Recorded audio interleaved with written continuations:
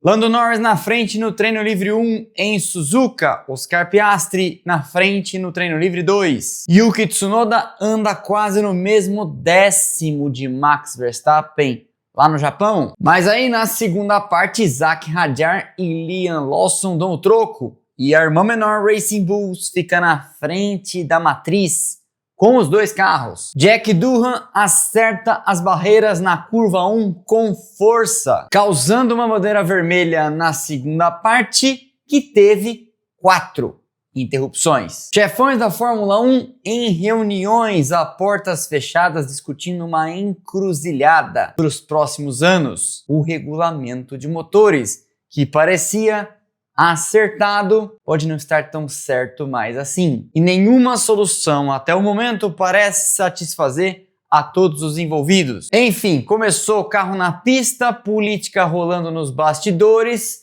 batidas e etc. É o final de semana do Grande Prêmio do Japão. Senta aí pra gente falar de tudo.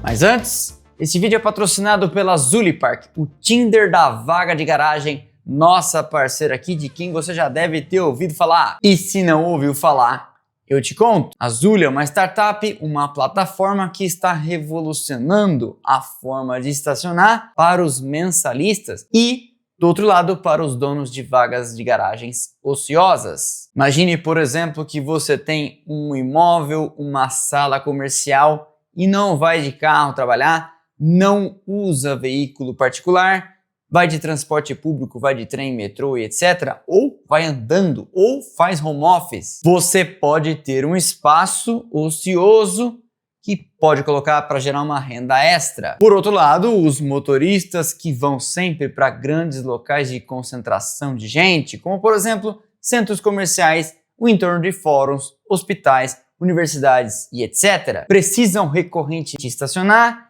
e acabam gastando uma baita de uma grana. A vaga mensalista nessas regiões pode ser de 300, 400, 500, 600 reais por mês. E com a Zulipark, quem precisa estacionar e quem gostaria de rentabilizar um espaço ocioso podem se encontrar no Tinder da vaga de garagem. As transações são feitas pelo sistema, tanto para quem paga como para quem recebe, que não precisa ficar cobrando, ou já mandou o Pix, e o outro sabe que está pagando sempre para o mesmo sistema, sem risco de cair em golpes virtuais. Ah, mas pode? No meu prédio o síndico disse que não pode. Então, depende do prédio, igualzinho no Airbnb. Tem uns que pode, tem uns que não pode.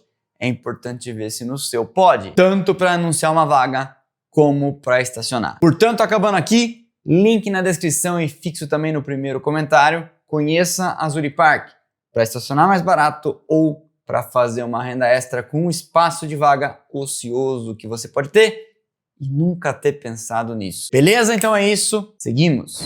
Lando Norris ditou o ritmo no TL1 em Suzuka à frente de George Russell, Charles Leclerc, Lewis Hamilton, Max Verstappen, com Yuki Tsunoda em sexto, andando muito perto do tetracampeão holandês. Com só o tempo firme e o primeiro setor inteiramente recapeado, além da adição de caixas de brita bem mais próximas ao asfalto, 5 trechos da pista, foi a primeira vez então que podemos ver Yuki Tsunoda substituindo Liam Lawson na Red Bull, que por sua vez substituiu o mesmo Tsunoda na Racing Bulls, a equipe B da fabricante de energéticos, você já deve saber. E quando todo mundo já tinha andado com borracha macia, os pneus de tira vermelha, Lando Norris fez a marca de 1:28.549, seguido de perto por Russell e um pouco mais distante pelas duas Ferraris, Leclerc à frente de Hamilton. Alguns analistas estão dizendo que essa volta do Norris um pouco mais destacada dos demais pode ter a ver com ele ter registrado a marca depois, com a pista já mais emborrachada, mas ninguém seria aqui ingênuo de dizer que a McLaren não é favorita e não tem o melhor carro para esse final de semana, depois de já ter mostrado o que mostrou com Norris na Austrália e Piastri na China. Hamilton foi então o quarto, como eu comentei, quinto para Max Verstappen, sexto para Yuki Tsunoda, andando muito próximo, 1:29.065 o tempo do Verstappen, 1:29.172 o tempo do Tsunoda. um décimo e mais um pouquinho. Excelente para um primeiro contato com esse carro nesta pista. Sétimo foi Alonso. Oitavo, Isaac Hadjar, com uma Racing Bulls que muita gente diz, já pensou se eles andam melhor do que a Red Bull? Porque o atual momento a Red Bull o carro só anda e não tá andando lá essas coisas na mão do Verstappen. Nono foi Antonelli, décimo Carlos Sainz, décimo primeiro para Alexander Albon. Décimo segundo, Ryu Hirakawa, um piloto reserva da Alpine. 13º, Liam Lawson. 14º, Pierre Gasly. 15º, vencedor do Grande Prêmio da China, Oscar Piastri. 16º, Stroll. 17º, Nico Hülkenberg, companheiro de Gabriel Bortoleto. 18º, Oliver Behrman. 19º, Esteban Ocon. E 20º, Gabriel Bortoleto. A portas fechadas nos bastidores no paddock, a Fórmula 1 continua a conduzir reuniões com os chefões, não só das equipes, mas especialmente aqueles que mandam mais das fabricantes de motores. Toto Wolff da Mercedes, Christian Horner pela Red Bull Powertrains, Fred Vasseur pela Ferrari, os representantes da Audi, lá no Japão, Mattia Binotto, chefe da Sauber, que será a Audi no ano que vem, os japoneses da Honda, que estão em casa, inclusive porque o circuito é deles, e, claro, provavelmente um conference call ali no Teams ou no Google Meets com o pessoal também da GM Cadillac, que deve vir lá para 2028 e 2029. E o grande tema é motores. Situando a história para quem chegou agora ou não é nerd, enfim, desse se ficar vendo vídeo longo, técnico, etc., como nós temos por aqui também. A Fórmula 1 desde 2014 corre com motores V6 turbo híbridos com recuperação de energia. Esses motores têm o MGU-K, o MGU-H, dois sistemas que recuperam energia das frenagens e energia térmica do turbo, enfim. Você não precisa ir tão fundo assim nessa história. E eu aproveito para dizer que já coloquei na nossa pauta de vídeos de terça-feira, não nessa terça-feira, na outra, um vídeo falando então a fundo da história toda. Esses motores, basicamente os mesmos desde 2014, evidentemente com algumas evoluções, encerram seu ciclo no final de 2025 e viram novos para 2026. Na próxima geração, eles terão 50% de energia vinda do motor elétrico, 50% do motor a combustão interna, o motor tradicional. E eles vêm, então, já para o começo do ano que vem, pré-temporada, testes e depois já vão correr. O que significa, em tese, já no ano que vem, quando estivermos falando aqui do Grande Prêmio do Japão de 2026, estaremos falando de resultados, etc., empurrados por esses motores. Só que as fabricantes em bloco vêm enfrentando uma certa dificuldade para fazer essa coisa toda funcionar e falta pouco tempo para chegar o novo regulamento. Daí, o presidente da FIA, Mohammed Ben Sulayem, que busca a reeleição. Tem problemas grandes para lidar dentro da FIA. Também vou falar mais a fundo disso no vídeo dedicado sobre o tema, porque esse é um vídeo de sexta, mais rápido, etc. Vem tocando bumbo da volta dos motores V10. O problema de voltar com os motores V10, do ponto de vista auditivo, é nenhum. Nós gostamos de motores barulhentos. É isso que muita gente associa com a Fórmula 1 quando pensa nela. De 2014 para cá, os motores fazem bem menos barulho, ou seja, a manobra de Sulayem tem muito apelo com as multidões. Mas não tem tanto apelo assim com os fabricantes de motores que estão já há um bom tempo investindo pesado para fazer essas geringonças funcionarem já no ano que vem. Este regulamento, inclusive, foi construído a várias mãos para atrair o grupo Volkswagen com a Porsche e com a Audi. Com o tempo, a Porsche saiu fora, ficou só a Audi, que já adquiriu o controle da Sauber. E aí, dado o imenso desafio técnico e financeiro de fazer esse negócio funcionar até o ano que vem, começaram discussões e se a gente adiar o regulamento dos novos motores mais para frente ou simplesmente desistir dele e adotar lá para 2028, 2029 os motores V10, que eu tenho post publicado e não apago, disse, não vai acontecer. E na fotografia de hoje não vai de fato acontecer, porque o regulamento está escrito assinado por todas e vai entrar em vigor no ano que vem. Mas coisas extraordinárias podem acontecer. E aí, se 4 de 5 fabricantes toparem, mais a FIA, mais a Fórmula 1, pode haver uma mudança que vai desagradar alguns. Por quê? Se decidirem adiar a entrada em vigor do regulamento novo de motores, a Audi não terá motor, porque ela não tem um motor neste regulamento. E ela, no caso sua dona, o grupo Volkswagen, só topou vir para a Fórmula 1 por causa deste novo regulamento, porque ela não ia entrar agora de palhaça para fazer um motor novo do regulamento velho, quando Mercedes, Ferrari, até a Renault e a Honda estão aí aprendendo esse troço desde 2014, na verdade desde 2012, quando começaram a fazer os motores que entrariam em 2014. Portanto, se o regulamento que vai entrar em vigor, pelo menos no momento, for rasgado e não vier mais, é grande a chance da Audi falar, bom, então eu não brinco mais, o que afetaria diretamente a Sauber de Gabriel Bortoleto. Mas então qual que é a solução? Tem algumas sobre a mesa. Mantém o plano e deixa que as fabricantes resolvam a questão e segue a vida para 2026 e etc, até porque o futuro é de eletrificação. Não adianta mais gastar dinheiro com motores V10 que não são para onde a indústria automotiva vai caminhar, por mais que você, eu e a maior parte, gostemos. Não vem um regulamento novo, mantém o presente e desagrada a Audi que pode ir embora. Não vem um novo regulamento, estica o atual até 2028 e vem os V10, dando a Audi a chance de fazer um V10 ou V8 Turbo, seja lá o que for que será decidido, mas desagradando eles, de repente forçando alguém a entregar motores para eles, sei lá, alguma solução nós veremos, e a Fórmula 1 no momento pensa na sua sobrevivência a longo prazo. Porque lembre-se, a Fórmula 1 não é uma coisa, a FIA é outra, as equipes são outra parte, e outra ainda são as fabricantes de motores.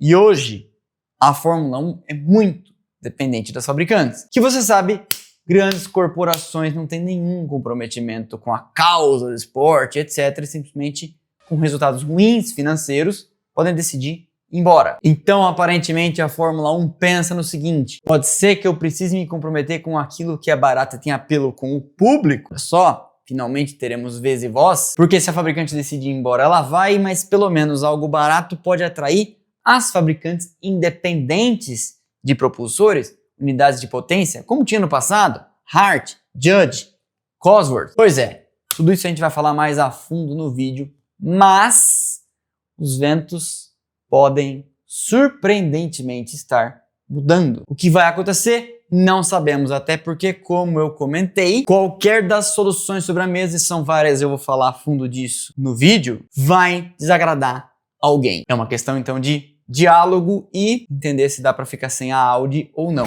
No treino livre 2, Oscar Piastri pontuou a tabela numa sessão interrompida por 4 bandeiras vermelhas, uma delas uma panca fortíssima de Jack Doohan com a Alpine na curva 1, aquela em que o Mansell passou reto em 91.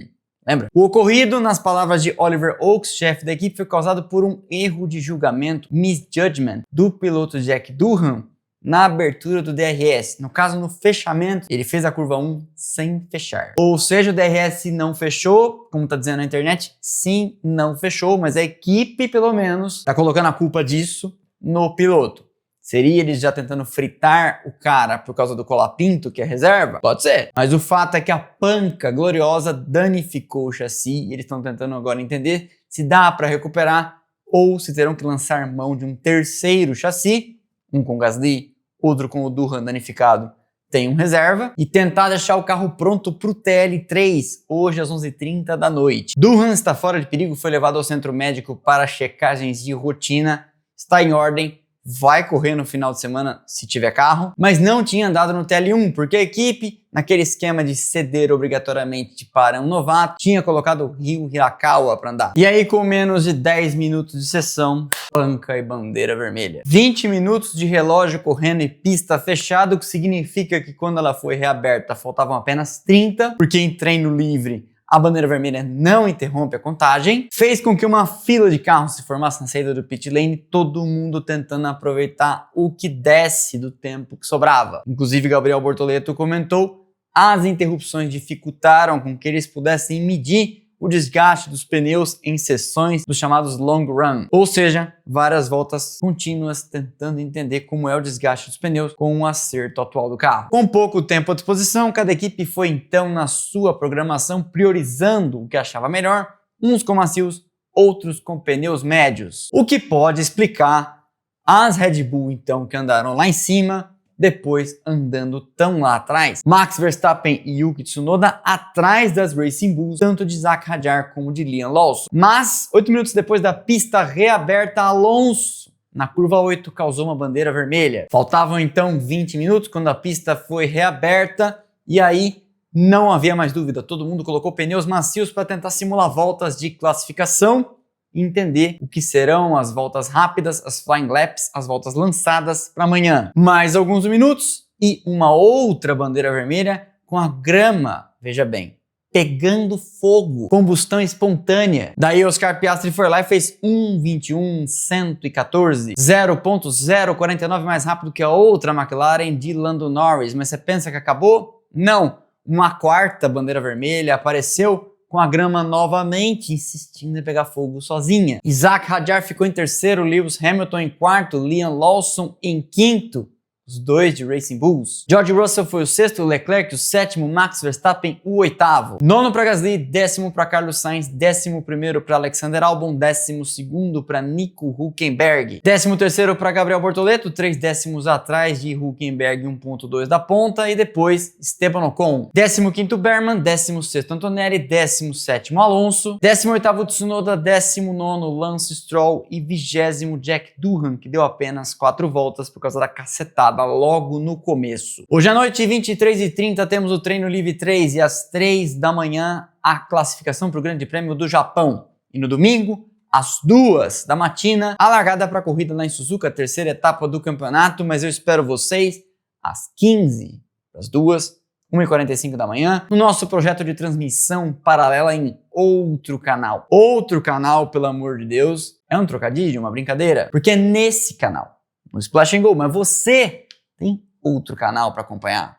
O nosso. Antigamente você tinha a Band, F1 TV, lá no começo a Globo, e a gente vem aqui agora para você oferecer uma alternativa, porque você pode e deve continuar assistindo lá, abaixa o volume e escuta a gente aqui. Outra narração, Matheus Ornelas, que a gente pegou emprestado da NFL, eu, Rodrigo ADM, nos comentários. Fizemos as 6 últimas do ano passado, deu certo e agora estamos na temporada de 2000 com vocês. Vejo todo mundo lá. Combinado? Nessa semana, terça-feira, segunda parte de uma trilogia fundamental para você entender como as coisas funcionam na Fórmula 1. Terça passada, de onde veio a Fórmula 1? Nessa terça, a grana da Fórmula 1.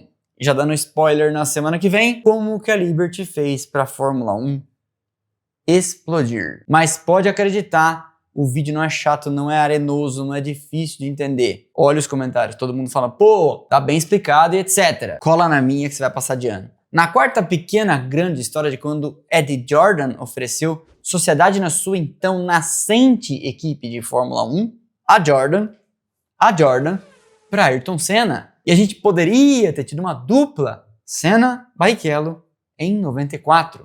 Já pensou? Vale a pena você dar uma olhada. Deixa o like que é de graça, não custa nada, ajuda demais o canal. Quebra essa pra mim, quebra essa pra nós e faça parte da maior e melhor audiência de Fórmula 1 do Brasil, contribuindo com o engajamento desse post, dizendo aqui na caixa de comentários quem fará a pole position, porque o algoritmo gosta de likes, gosta de comentários, gosta de hypadas. É só assim que ele entende que você gosta do vídeo, gosta do trabalho, gosta do canal. A gente tem aqui, eu sempre digo, mais desses itens, desse engajamento que canais 10, 15 vezes maiores. Por quê? Porque não é chaveco gratuito quando eu falo que vocês são a melhor audiência de Fórmula 1 do Brasil. Para não ficar de fora de nada, temos canais de Telegram, WhatsApp e agora também no Instagram, onde você recebe notificação de tudo que a gente faz por aqui. Além das nossas redes sociais, Instagram, Twitter, Thread, TikTok, não tem conteúdo o tempo todo. Beleza? Então, eu tava de férias, mas eu não esqueci do texto. É sexta-feira. Valeu! Aquele abraço, sextou e juízo. E eu vou ter juízo, preciso fazer um regime agora depois das férias. Tchau, tchau.